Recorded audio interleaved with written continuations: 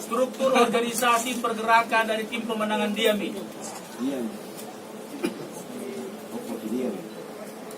Yang saya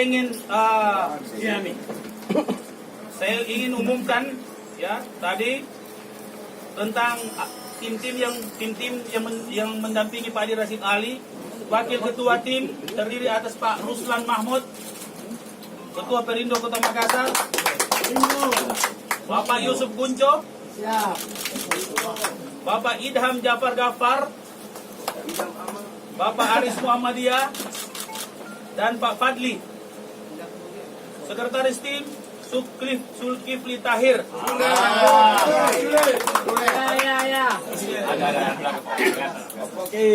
Langsung ke Wakil Sekretaris Bapak Amiduddin Hamado, ya Perindo.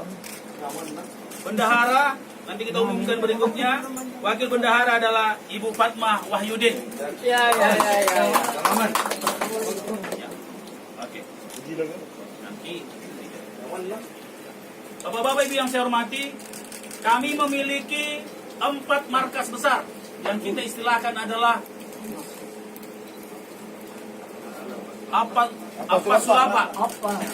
sulapa apa.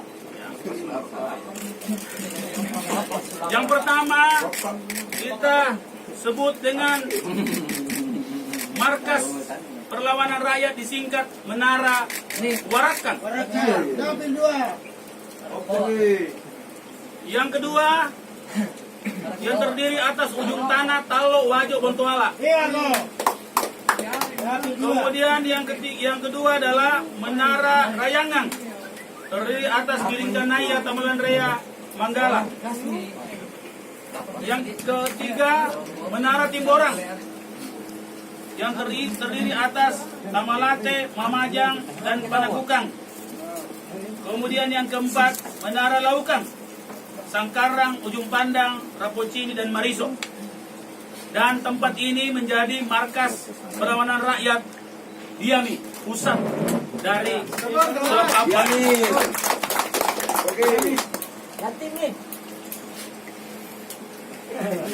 Itulah penyampaian kami kepada teman-teman media.